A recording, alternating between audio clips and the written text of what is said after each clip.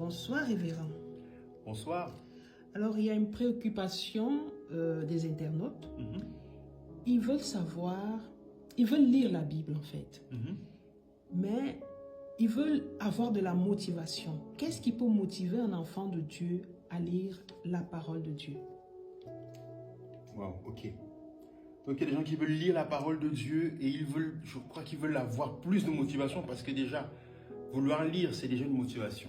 Exactement, ils ne se sentent pas motivés tout le temps à lire la parole. Ok. Alors,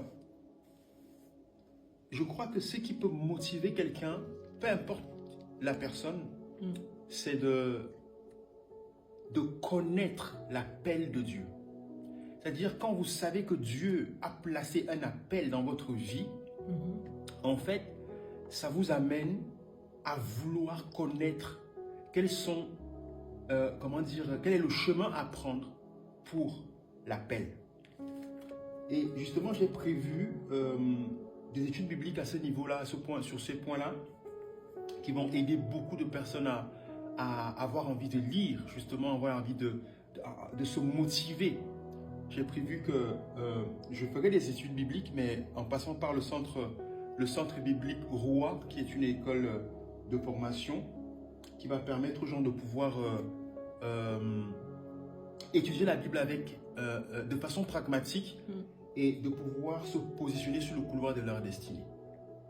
Et pour ça, j'ai choisi d'étudier avec vous le livre d'Éphésiens. On va étudier les grandes lignes du livre d'Éphésiens, de l'épître aux Éphésiens. Okay. Donc, connaître son appel, selon Éphésiens chapitre 1, verset 17, regardez ce que dit la parole de Dieu. Elle dit ceci. Alors,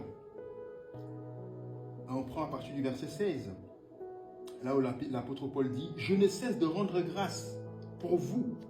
Je fais mention de vous dans mes prières, afin que le Dieu de notre Seigneur Jésus-Christ, le Père de gloire, vous donne un esprit de sagesse et de révélation dans sa connaissance, qu'il illumine les yeux de votre cœur pour que vous sachiez quelle est l'espérance qui s'attache à son appel, quelle est la richesse de la gloire de son héritage qu'il réserve aux saints et quelle est envers nous qui croyons l'infinie grandeur de sa puissance se manifestant avec efficacité par la vertu de sa force.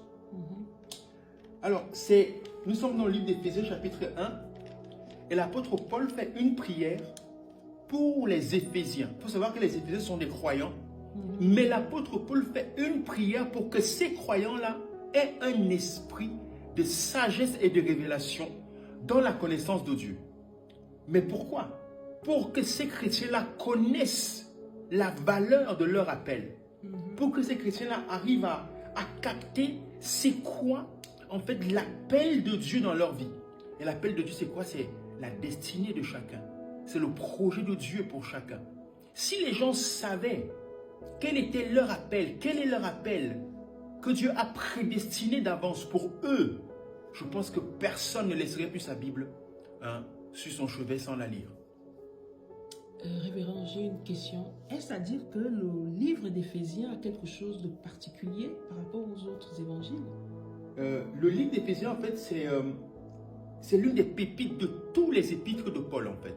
C'est-à-dire que c'est un livre, c'est un livre qui est assez complet.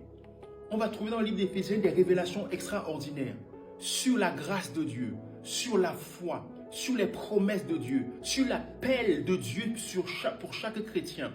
Le livre d'Éphésiens est assez complet, mais il faut effectivement un esprit de sagesse et de révélation pour le comprendre. Et c'est d'ailleurs une prière que je recommande beaucoup.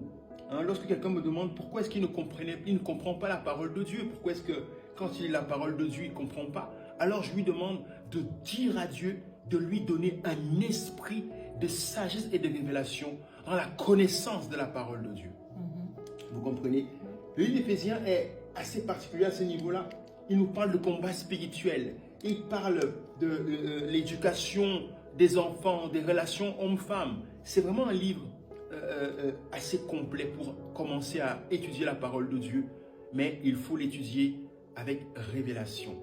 C'est pourquoi j'ai pensé de mettre sur pied en fait cette école biblique qui est déjà opérationnelle, le centre biblique roi, qui va apporter des réponses pragmatiques, qui va donner vraiment à chaque croyant de reconnaître son identité spirituelle que nous avons reçue en Christ.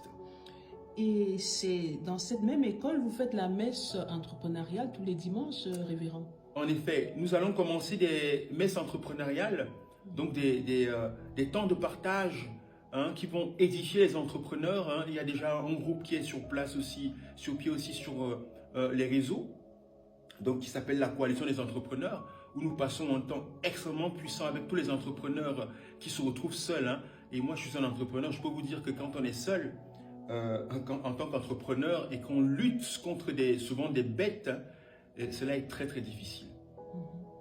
Donc en effet, il y a la coalition qui est en place, et je laisserai les liens sur les vidéos, les prochaines vidéos aussi d'ailleurs sur celle-ci, pour que ceux qui le veulent intègrent rapidement les groupes, soit de l'école biblique, soit du groupe entrepreneurial. Est-ce que ça veut dire aussi que le centre biblique roi, qui est bien évidemment déjà opérationnel, parlera aussi du sujet de la guérison que nous aimons tant, révérend? Ah oui, oui, bien sûr, nous allons étudier beaucoup de points.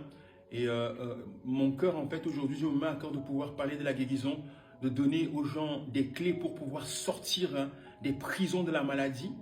Je parlais avec une dame encore il y a quelques jours, une dame pour laquelle j'étais prié. Et elle me disait que oui, Dieu pourrait lui donner une maladie pour pouvoir lui enseigner des choses. Alors, ce n'est pas biblique. Nous avons dû parler pendant assez longtemps pour qu'elle comprenne que Dieu est bon et qu'il n'utilisera pas une maladie pour lui donner un enseignement. Il y a des pasteurs, il y a des docteurs de la parole de Dieu qui peuvent enseigner à cette femme, n'est-ce pas, de comprendre ces choses. Dieu n'apporte pas la maladie pour enseigner une sagesse. Dieu donne sa parole pour enseigner les gens. D'accord? À l'école biblique, on aura aussi, en fait, on va traiter de tous les sujets. Nous allons traiter de tous les sujets, la maladie, l'entrepreneuriat, l'édification, l'identité spirituelle, le combat spirituel. Toutes ces choses qui vont nous rendre comme des lions dans cette génération qui a besoin, où la force la plus grande, c'est elle qui va vaincre. Bien sûr, la force de l'amour, mais le royaume de Dieu appartient aussi et d'abord aux violents. Donc, ce qu'on retient, c'est que pour commencer avec l'étude biblique dans le centre biblique roi, nous aurons pour commencer dans le livre d'Éphésiens que vous avez dit, qui est vraiment complet et que les internautes auront le plaisir de découvrir. Parlez-nous encore un peu de ce livre Éphésiens. Nous avons soif de connaître tout ce qu'il peut nous donner. Encore, je vous dis que le livre d'Éphésiens est tellement complet. Vous voyez, dès le début du livre, l'apôtre Paul commence par bénir Dieu, le Père de notre Seigneur Jésus-Christ, qui nous a bénis de toute bénédiction spirituelle dans les lieux célestes en Jésus-Christ.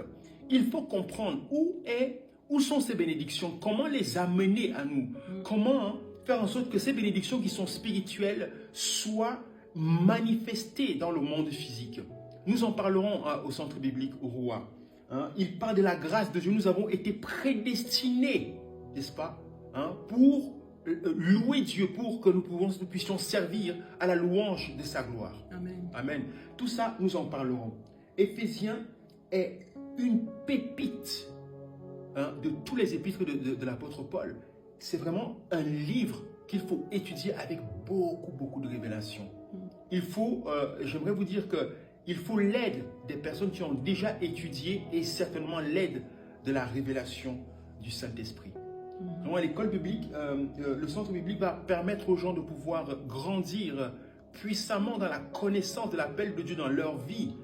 J'ai constaté qu'il y a beaucoup de gens qui prient un peu vaguement, qui prient, ils n'ont pas de but dans leur prière. Et le centre roi va donner l'opportunité à chaque enfant de Dieu, en ressortant de ces formations, de vivre en fait leur destinée personnelle.